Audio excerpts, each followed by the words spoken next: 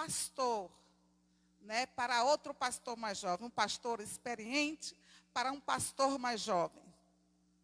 Na primeira carta que ele escreve para Timóteo, ele estava preso, mas preso em uma prisão domiciliar.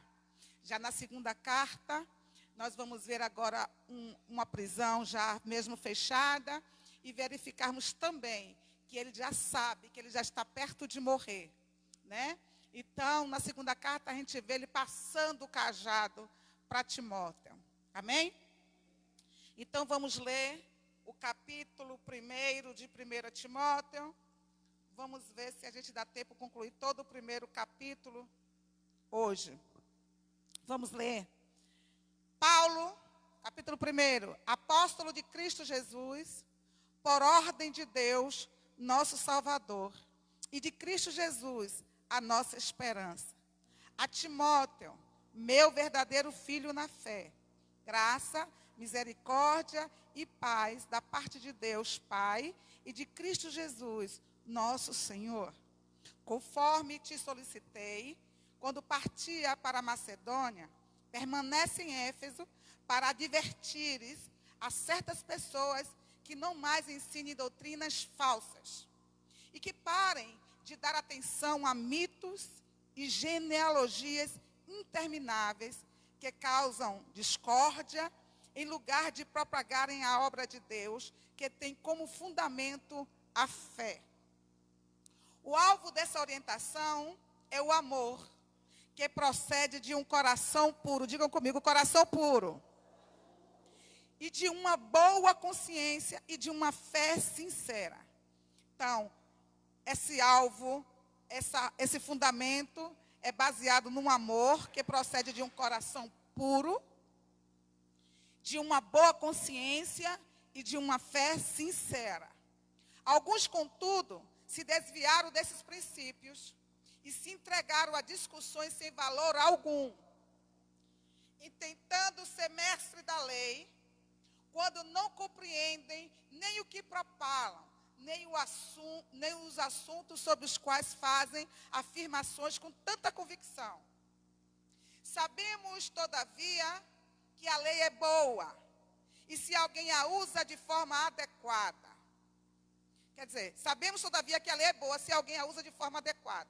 De igual modo, sabemos que ela não é feita para o justo, mas para os transgressores e insubmissos, para os perversos e pecadores, para os profanos e irreverentes, para os que matam pai e mãe, para os que vivem na prática da imoralidade sexuais, os homossexuais em geral, para os sequestradores, para os mentirosos e os que fazem juramentos falsos, e para todo aquele que se revolta contra a sã doutrina. Esta sã doutrina encontra-se no glorioso evangelho que me foi outorgado, a saber, o evangelho do Deus bendito. Sou grato para com aquele que me fortaleceu, Cristo Jesus nosso Senhor, que me concedeu forças e me considerou fiel, designando-me para o ministério. A mim, que em tempos passados fui blasfemo, perseguidor e insolente, contudo, ele me concedeu misericórdia, porquanto fiz o que fiz mediante minha ignorância e incredulidade. E a graça de nosso Senhor transbordou sobre mim com a fé e o amor que há em Cristo Jesus. Esta declaração é fiel e digna de plena aceitação. Cristo Jesus veio ao mundo para salvar os pecadores, dos quais eu sou o pior. Todavia, por esse motivo mesmo, me foi concedida a misericórdia, para que em mim, o pior dos pecadores, Cristo Jesus demonstrasse toda a grandeza da sua paciência e me tornasse no modelo para todos quantos haveriam de crer nele para a vida eterna. Portanto, ao Rei eterno, imortal imortal, invisível, Deus único, sejam honra e glória pelos séculos dos séculos. Amém. Versículo 18, Timóteo, meu filho, dirijo essa orientação a ti, levando em consideração o que as profecias anunciaram a teu respeito. Com base nelas, luta o bom combate, preservando a fé e a boa consciência, porquanto algumas pessoas, vindo a rejeitá-la, naufragaram na fé. Entre esses estão Himeneu e Alexandre, os quais entreguei a Satanás, para que aprendam a não blasfemar. Meu Deus, pedimos, Senhor, a tua direção, Espírito Santo.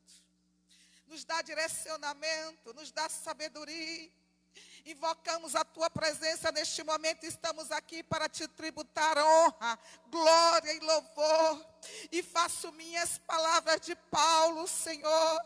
Nós nos sentimos muito honrados, Senhor, de ser instrumento para pregoar a tua palavra poderosa, majestosa, porque era um privilégio, Senhor, tanto para quem está pregando, como para quem está aqui ouvindo essas riquezas, essas pérolas que são a tua palavra. Espírito Santo, manifesta o teu poder neste lugar. Fala a cada coração que aqui adentrou. Eu profetizo uma noite de restauração. Eu profetizo uma noite de cura e de poder. Eu profetizo, Senhor da glória, que aqueles que estão desanimados recebam agora ânimo da parte do Senhor. Que a tua palavra, Pai, que é faca de dois gumes, Pai, que é espada de dois gumes, Senhor, venha penetrar agora na base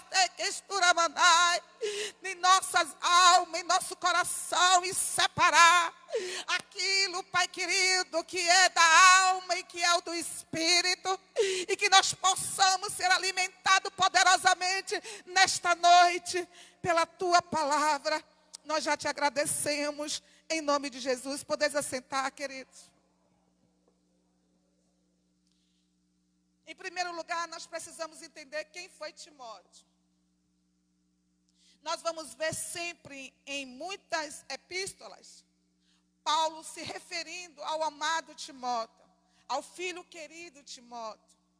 Então, a primeira coisa que nós precisamos entender sobre Timóteo é que ele era jovem, né? Nós vamos ver Paulo dizendo que ninguém subestime ele por ser jovem. Então, ele era um jovem.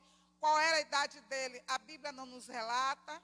Mas jovem nós podemos entender. Se Paulo fala sobre a juventude dele, então ele era jovem. Em segundo lugar, nós vamos entender que Paulo foi criado por crentes.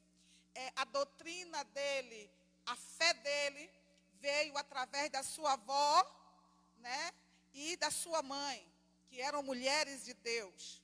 Mas apesar de Timóteo ter sido criado num lar aonde conhecia a palavra, nós vamos entender que ele veio ter um encontro verdadeiro com Deus a partir de Paulo. Apesar dele ter nascido e crescido num lar aonde a palavra verdadeiramente vinha sendo pregada, porque Paulo faz questão de dizer que eram mulheres de Deus, né? Mas eu trago aqui uma advertência. Todo filho de crente, não é porque ele nasceu numa família de crente que ele é crente. Ele pode ter os princípios, ele pode ter o direcionamento, ele pode até estar, né, se preservando verdadeiramente de não se infiltrar nas coisas do mundo, mas só é verdadeiramente cristão aqueles que têm um encontro com Deus. Por que, pastora, a senhora fala sobre isso? Porque nós vamos entender que Timóteo, ele não tinha sido nem circuncidado ainda. Por que será? Talvez porque, apesar dele ter sido filho de uma hebreia, né, de uma mulher hebreia, ele também era filho de um grego.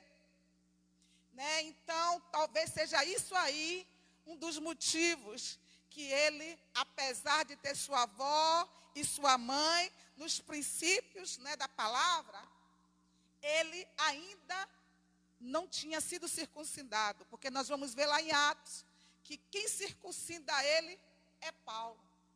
Então, eu quero desde já profetizar para quem tem filhos aqui, fica despreocupado, aleluia.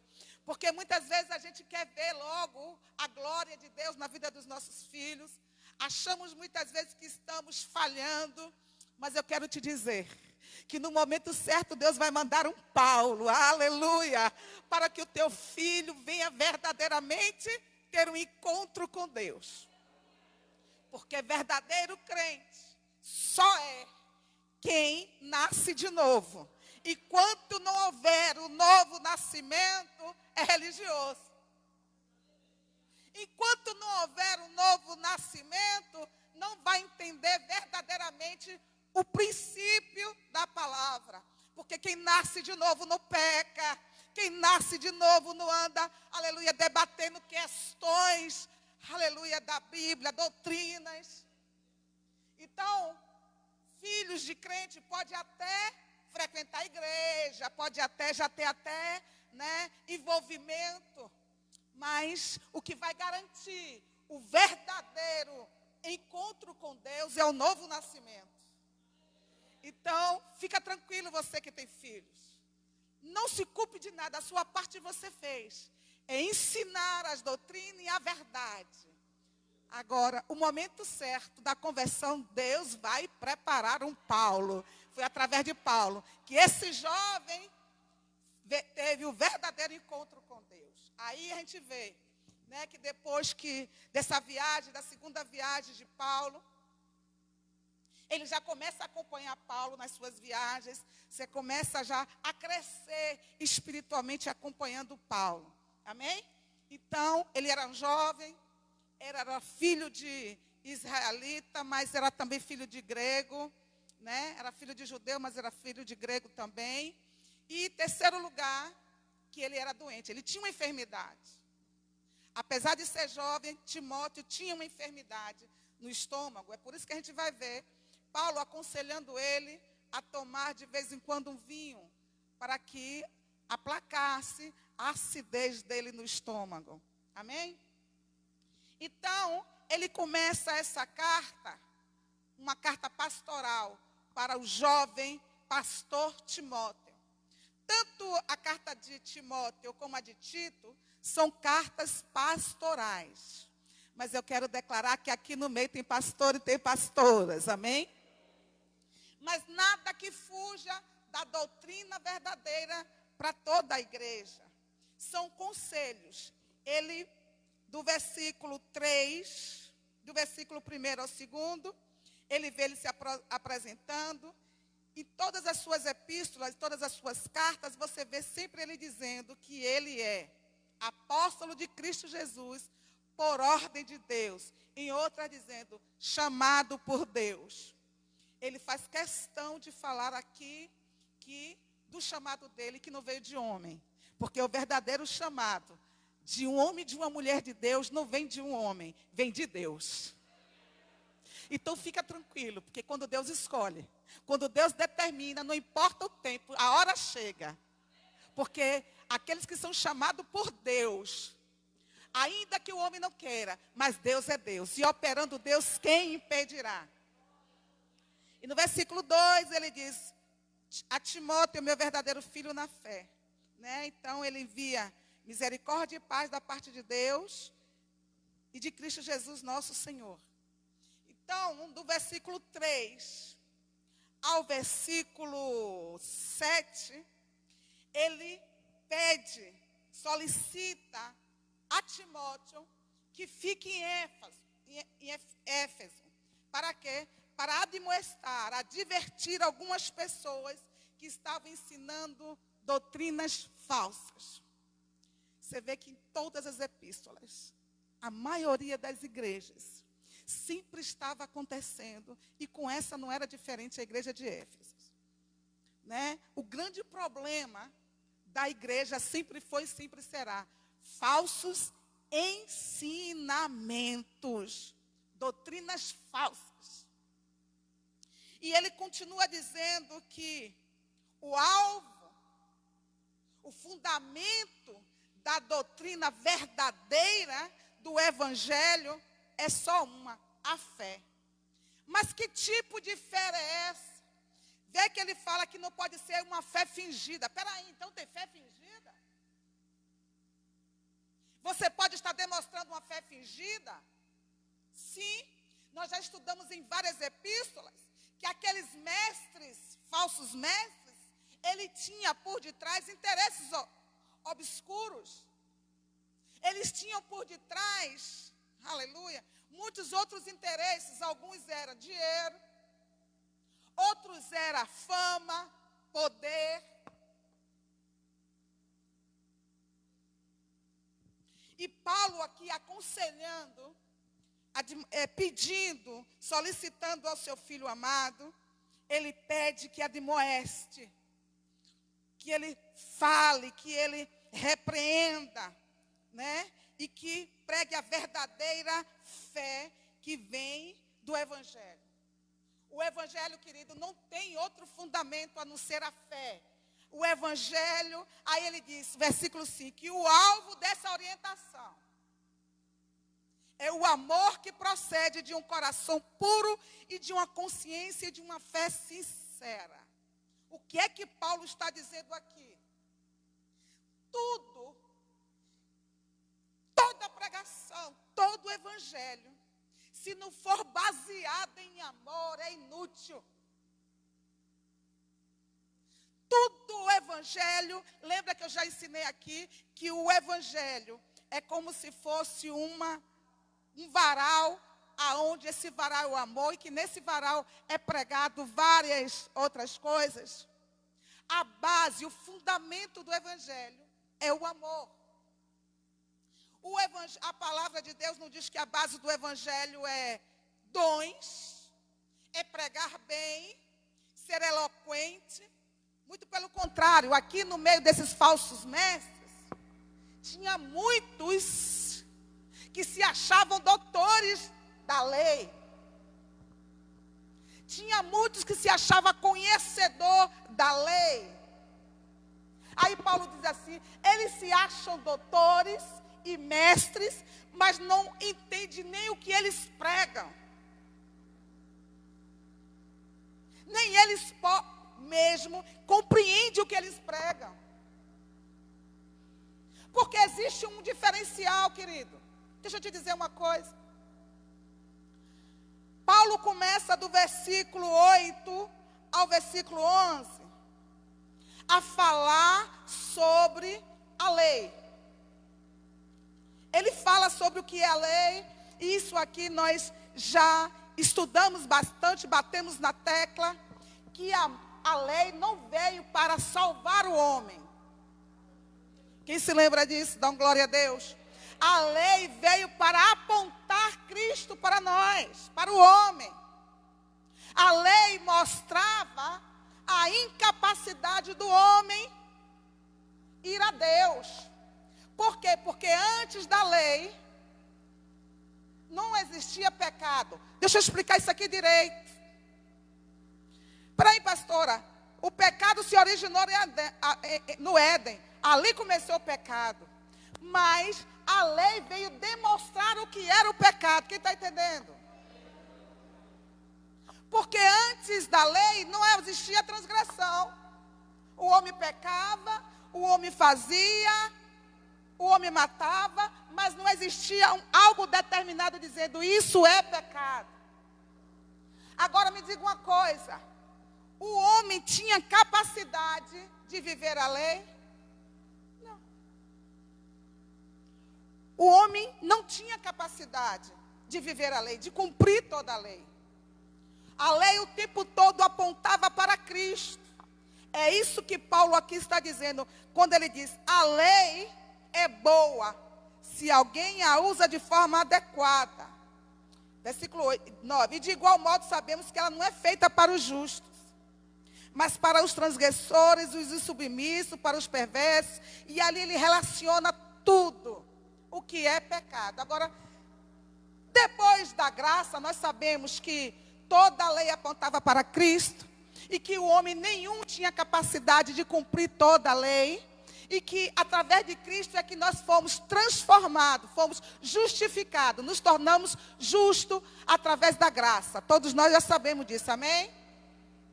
Só que tem uma coisa, e eu vou falar isso aqui hoje. Tem muitos entendimentos que, se pudesse, alguns pegava aquela parte onde vai até Malaquias e jogava fora. Não, agora a graça me justifica, agora eu vivo pela graça e agora eu posso fazer o que eu quiser. Queridos, o livro de Hebreus diz que tudo que está escrito aqui é para o nosso ensinamento, é para que nós venhamos ser admoestados, ensinados. Espera ainda, pastor. Então, o que quer dizer? Que ainda nós temos que viver o princípio da lei. Deixa eu te explicar uma coisa. Uma vez a gente justificado em Cristo Jesus, uma vez a gente escondido no esconderijo do Altíssimo. Deixa eu fazer um parêntese aqui. Você sabe quem é? Aonde é o esconderijo do Altíssimo? Eu estou preparando uma mensagem aqui sobre o Salmo 91, que vai nos despertar. Você sabe aonde é o esconderijo do Altíssimo? Jesus. Ele é o nosso esconderijo. É nele que estamos protegidos. Agora presta atenção. Se formos justificados nele, que a partir do momento que nós estamos escondidos nele, aleluia, nenhum mal sucederá, nem praga alguma chegará à nossa tenda, aleluia, porque nós estamos escondidos. Agora vamos lá, devagarinho. Mas muitos têm o entendimento seguinte: a lei antiga que falava que tinha matar, quem matava morria, acabou, porque estamos na graça. Espera ainda. Mas nós vamos entender aqui alguns princípios nessa noite. Nós vamos ver algumas bases fundamentais que tanto na lei tinha como na graça. Por exemplo, honrar pai e mãe. Está na lei e está na graça. Dízimo está na lei e está na graça. Então tem bases que está na lei, que estava na lei e que ainda continua. Só que agora o que acontece é o seguinte: a partir do momento que eu era pecador, a partir do momento que a graça não veio sobre mim, toda vez que eu pecava, eu me tornava escravo do pecado. Ou seja, eu pecava e eu não tinha forças. Por quê? Por causa do peso do pecado, me fazia eu cometer mais pecado. É por isso que o homem sem Cristo, ele é escravo. Escravo de quem? Do pecado. Mas uma vez agora, a partir de Cristo, ele nos transportou do império das trevas para o império do seu Filho amado. Amém? E nos tornamos servos de quem agora? Nós nos tornamos servos de quem? Continuamos servos. Só saímos, só mudamos de posicionamento. O servo faz o que quer.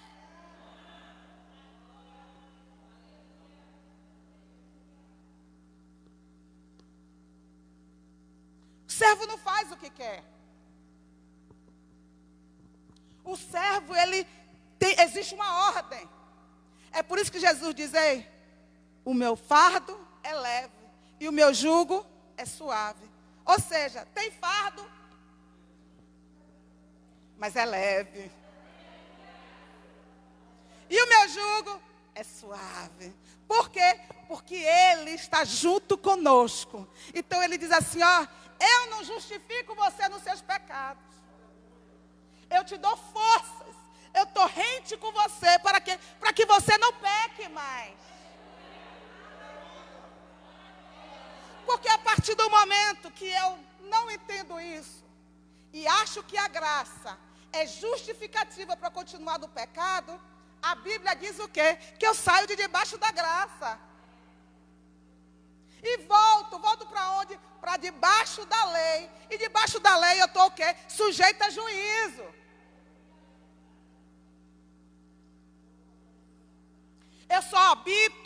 Eu só moro no esconderijo do Altíssimo se eu estiver escondido em Cristo. Quando é que eu estou escondido em Cristo? Quando eu sou servo de Cristo, quando eu vivo nas pegadas de Cristo. É por isso que eu estou sempre dizendo, ser santo não é não pecar. Ser santo é não desejar mais o pecado. Enquanto eu estou sentindo o desejo do pecado, eu estou fora da graça. Por quê? Porque a partir do momento que eu entendo que eu fui transportado do império das trevas, o pecado não vai mais me dominar. E por que eu estou sempre pecando? Porque eu quero.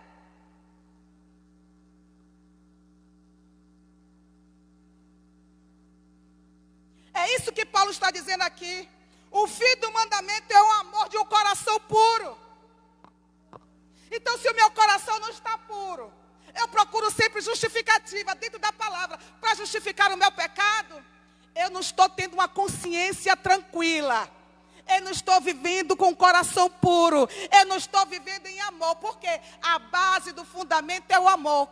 Que amor é esse? Eu tenho prazer em não pecar porque eu te amo. Eu tenho prazer em dizer não ao pecado. Por quê? Porque o Senhor para mim é mais valioso do que tudo. É mais valioso do que uma noite de prazer. É mais valioso do que um orgasmo de momentos. É mais valioso do que tudo.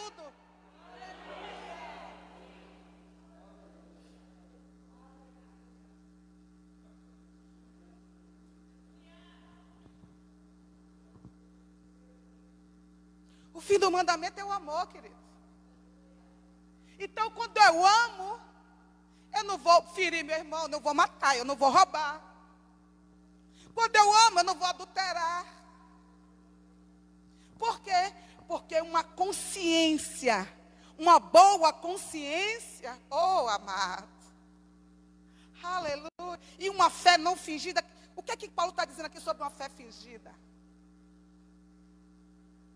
Uma fé fingida é eu chegar aqui e adorar.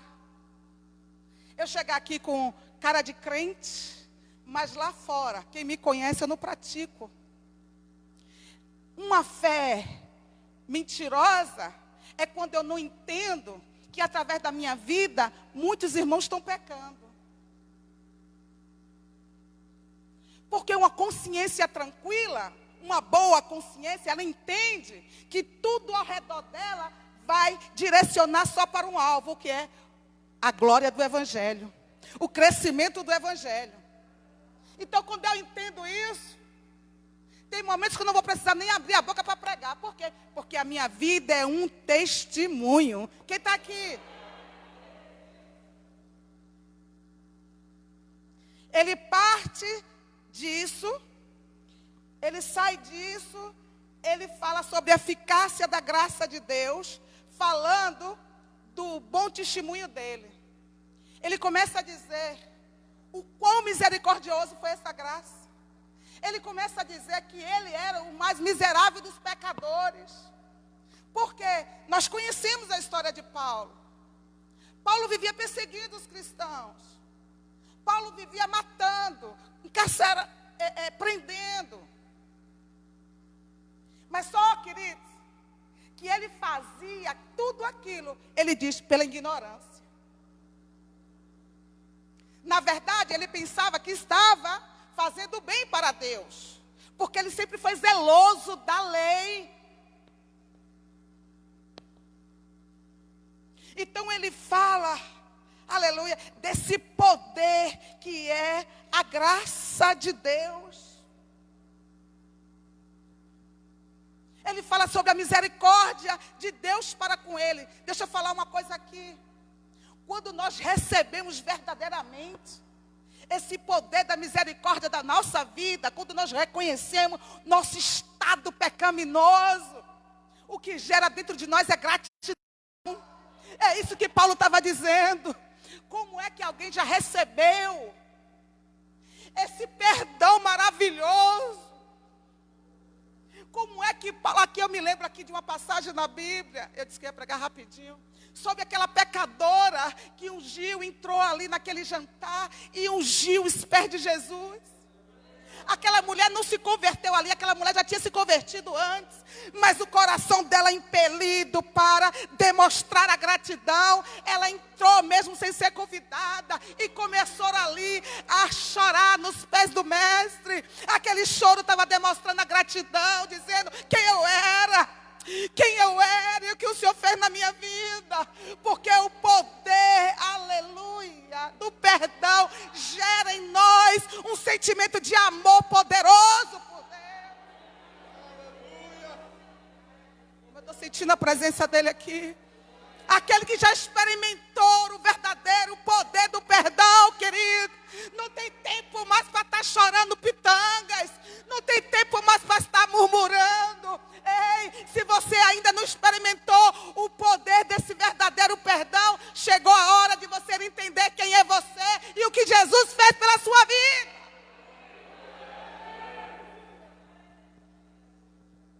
Mas muitos, amados, está com a fé cauterizada.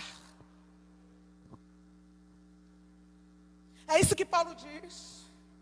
A consciência já cauterizou. É com a maior facilidade que senta aqui, ouve a palavra e quando chega lá fora vai pecar sem o menor constrangimento. Cauterizou.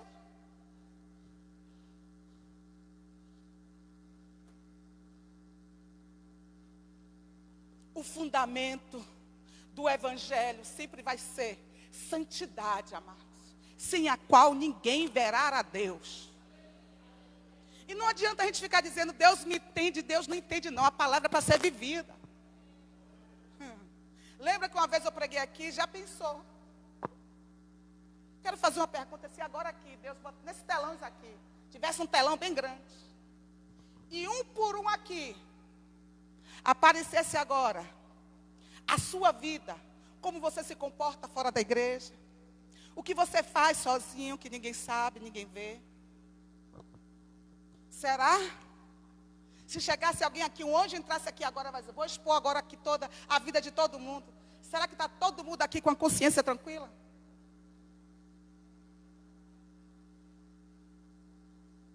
Pastora, pegou pesado, mas é bom pensar nisso.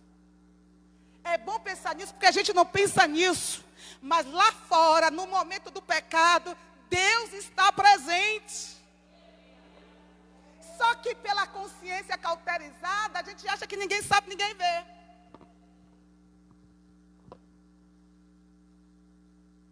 E muitas vezes, a consciência já cauterizada pega até o microfone. E prega. E se bota farda. Eu sou. E louva. Depois desce. Vai para pecar. Cauterizou. Cauterizou. Deus me entende, não entende não. Quando a gente, aleluia, se posiciona desse jeito, a gente sai debaixo da graça. Porque a graça, ela só vem sobre a nossa vida nos capacitar, nos fortalecer para dizer não ao pecado. A graça não é justificativa para nós pecarmos.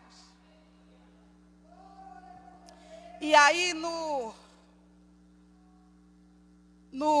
versículo 18 até o 20, aleluia, já estou terminando. Ele dá um conselho a Timóteo. Timóteo, meu filho, lembra-se das profecias que anunciaram a teu respeito.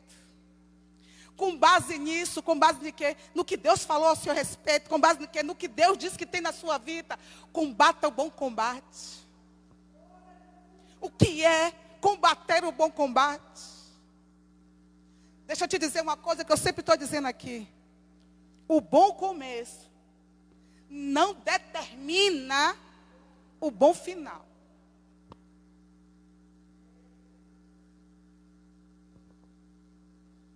Ele diz, cuidado, luta o bom combate. Quando ele diz luta, ele está dizendo, nós enfrentamos uma guerra todo dia.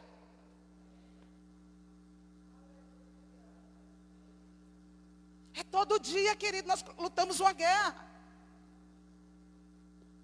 Mas como é que a gente, tendo uma consciência que estamos numa guerra, vamos lutar o bom combate? Aí no versículo 19 ele diz, preservando a fé e a boa consciência. Tem alguma coisa que te condena? Verdadeiramente, será que todos nós podemos entrar com ousadia no Santo dos Santos? Porque foi para isso que nós fomos chamados. Nós somos o que? Reis e sacerdotes. O véu foi rasgado. A proposta é, esteja diante de mim no lugar santíssimo. A proposta não é mais átrio. Diga para o seu irmão, a proposta para a sua vida não é mais átrio. É lugar santíssimo. É culto de doutrina, tem que falar. Muito cuidado. Sabe o que eu vivo mais entristecida esses dias? Estou muito entristecida, hoje já chorei muito. Porque se não sabe, nós perdemos uma irmã. A irmã Tina faleceu. E foi muito triste, né, a gente saber que uma irmã, né, Deus escolheu. Então a gente fica muito sensível, fica chorando hoje no quarto. Eu digo, meu Deus, meu Senhor da glória. A grande tristeza nossa é saber, né, ver uma igreja verdadeiramente madura na fé. Ver uma igreja vivendo verdadeiramente a palavra. Queridos, porque tudo isso que está acontecendo aí é a videira sendo sacudida. Chegou o tempo da gente parar para analisar. Porque a diferença vai ser agora, é aqueles que estão escondidos num lugar secreto. É lá, deixa eu dizer uma coisa, mas já estou terminando. Quando o povo de Israel entrou na terra prometida, Deus manda Moisés preparar em cada tribo um local que seria a cidade de refúgio. Para que essa cidade de refúgio servia? Para aqueles que matavam, que faziam alguma coisa sem querer ou por acidente, para que o vingador do sangue não viesse para matá-los. Então, enquanto ele estivesse na cidade de refúgio, o vingador do sangue não poderia tocar neles. Aí, eu já preguei sobre isso aqui,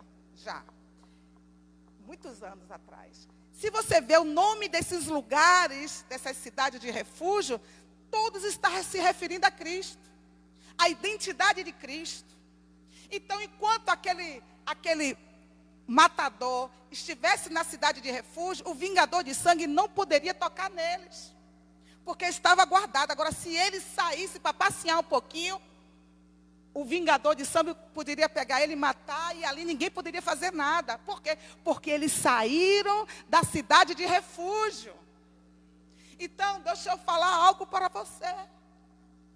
Toda vez que nós saímos do lugar de refúgio, do esconderijo do Altíssimo, nós estamos vulneráveis às artimanhas de Satanás. Nós estamos vulneráveis às investidas do diabo. E o perigo está aqui dessa pandemia. Por quê? Porque existe promessa de Deus que Ele guardaria os dele. Sabe qual é a minha oração todo dia? Senhor, a Tua palavra diz que o Senhor nos guarda no dia da tribulação. A Tua palavra diz, aleluia, que nós estamos guardados na pandemia, no tempo de peste, no tempo de praga. O grande problema é a gente se despertar, ter uma consciência tranquila. Não, eu estou escondida. Eu estou escondida, eu estou escondida, eu estou escondida, irmãos. Às vezes eu sou até radical, como essa semana eu estava conversando com a ovelha, dizendo, pastora, não é que a senhora seja radical, como muitos acham que a senhora é. É porque muitas vezes a sua vida demonstra para a gente uma incapacidade da gente atingir. Eu disse, não, minha filha, mas tem que ser ao contrário. Tem que ser ao contrário. A minha vida tem que demonstrar para você, não, se ela pode, eu posso também. Se ela aguenta, eu também aguento. Se ela vive assim, eu também. É isso que a palavra de Deus diz. É isso que Paulo diz assim a Timóteo. Olha.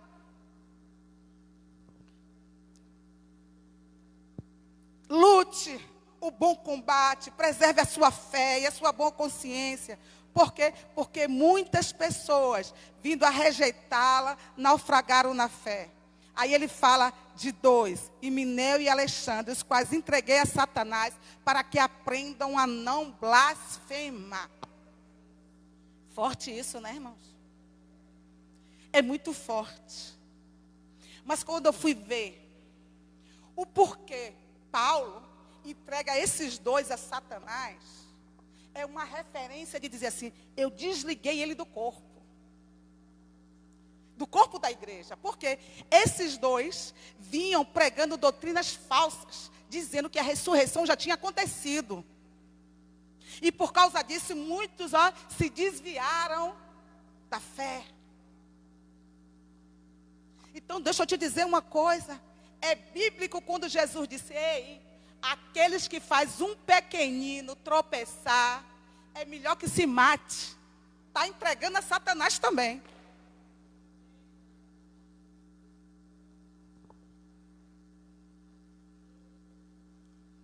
Sim ou não? Está entregando a Satanás também, porque quem se mata já foi. Quem se mata já era.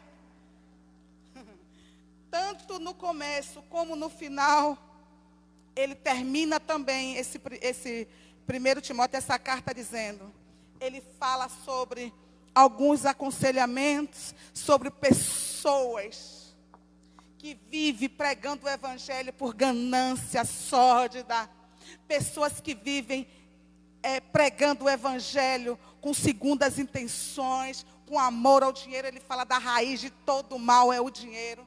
Mas ele volta a dar, termina essa primeira carta dando mais um conselho. Mas tu, homem de Deus, mas tu, mulher de Deus, quem pode receber isso, levanta a mão. Mas tu, homem de Deus, mas tu, mulher de Deus, foge dessas coisas e segue a justiça, segue o amor, segue a piedade, aleluia, combata o bom combate, viva a paciência, a mansidão, combata, milita a boa milícia, quer dizer, combata a boa fé, toma posse da vida eterna, para a qual foste chamado. Oh, glória! Aleluia! E eu aconselho hoje a vocês aqui, toma uma decisão na sua vida, abrace o poder de Deus, o evangelho, diga pecado na minha vida, mas não, Senhor, eu me arrependo. Olha, deixa eu te dizer uma coisa, a graça de Deus é uma maravilha, mas não se iluda que a graça é motivo para você continuar pecando.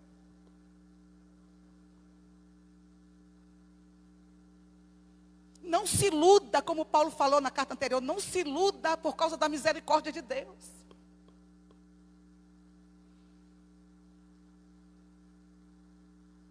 Não queira pegar o Antigo Testamento, não. No Antigo Testamento que dizia que não pode fornicar, que não pode isso, que não pode aquilo, que não pode ser homossexual. É tudo no Antigo Testamento.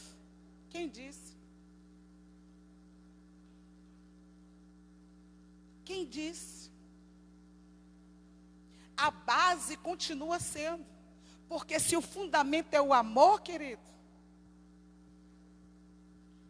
é o amor a Deus, está dizendo, o motivo que Jesus veio à terra foi para nos dar o exemplo para viver. É por isso que Paulo diz, olhe para mim como eu olho para Cristo. Tudo que fugir do padrão de Cristo, sai fora, que vai te levar para o inferno. Cuidado com o que é que tem que besteira. O evangelho é um só, a doutrina é uma só, é santidade, é caráter de Deus, aleluia. Eu vou terminar dizendo, o que eu tenho sempre falado aqui, que a sua fé aumente. Porque, é nisso aí, é uma fé pura, que vai fazer com que a gente chegue até lá. É uma fé pura. E como é que essa fé pura pode ser? Ele falou através de um coração puro, limpo e uma consciência tranquila. Eu sei da minha vida em Deus. Por quê? Porque eu vivo a palavra. A minha vida está, o esteio é a palavra. Aleluia. Glória, glória, aleluia. O ladrão veio para roubar, matar e destruir, mas Jesus veio te dar vida. Veio te dar vida e vida em abundância. Alabaste que estura manai. Oh, lebeste que estura manai. E é baseado nessa certeza, desse evangelho puro, genuíno, de um coração puro, que nós vamos viver o shalom de Deus. Porque enquanto ele disse que o diabo veio roubar, matar e destruir, Jesus veio. Diga, Jesus veio. Jesus veio e veio para cá para me dar vida em abundância. Aleluia. É promessa de Deus que você vai viver abundantemente. É promessa de Deus que você vai ter paz, que você vai viver alegria, que você vai ver filhos dos seus filhos. É promessa de Deus. Mas não vamos desprezar que estamos numa guerra. Numa luta. Numa luta. E é por isso que eu estou sempre pedindo aqui, orem por mim, porque a luta está abençoada. Mas eu creio porque creio, que é o momento de verdadeiro da gente descer a fortaleza, e um novo tempo nós iremos viver. Amém, queridos? Glória a Deus. Combata o bom combate. Eu combato o bom combate quando eu guardo a minha fé. Quando eu vier dizer, não é bem assim não. Lembre-se de Eva. Foi assim que ela pecou, que ela saiu do paraíso. Não é bem assim não, é muito exagero. A pastora prega muita santidade, é o evangelho, querido. É aí que você está escondido, é aí que você está guardado. É quando você vive a palavra, você está escondido no esconderijo do Altíssimo. Porque Jesus é a palavra, porque Jesus é o verbo. É a palavra que nos protege, é a palavra que nos brinda, é a palavra que nos esconde. Você entendeu? Porque muitas vezes eu sou radical. É porque para você viver escondido, para o diabo não te tocar, para o diabo não te destruir. É o conselho que Paulo estava dando a Timóteo. Guarde a fé. Não negocie valores. Irmãos, eu não negocio valores. Quando a palavra, o alvo é a palavra, o reino de Deus, eu não negocio valores.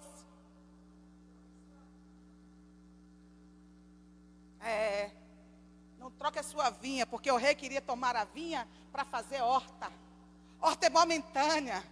Horta não tem valor nenhum. Nasce hoje e morre amanhã. Mas vinha não. Vinha é eterno. Aleluia. Não negocie os valores do evangelho. O que é que a palavra de Deus diz? Eu vou viver isso. Você me quer assim, eu vivo a palavra. O que é que a palavra de Deus está dizendo isso? É para perdoar, eu perdoo. O que é que a palavra de Deus está dizendo isso? É para amar, eu amo. O que a palavra de Deus está dizendo é para viver assim, eu vivo. Aí mal nenhum chegará à sua casa. Praga alguma chegará à tua tenda. Então não adianta, queridos. Eu estou dizendo que eu estou sentindo de Deus fazer um ato profético aqui. Mas eu vou orar mais. Que é para a gente agir a nossa fé. É muito bom agir a fé. Né? Eu ouvi um profeta que pregou em 2013. E Deus revelou a ele essa pandemia. Aí que Deus disse para ele, vá ao monte, unja algum óleo e dê para a sua igreja para ungir os portais das casas. E ele estava falando sobre isso. Mas por que é esse óleo que vai impedir da praga chegar? Não. O que vai impedir da praga chegar é eu estar escondido em Cristo Jesus. Numa consciência tranquila. Vamos ficar de pé. Você pode dar uma salva de palmas para aquele que vive e reina.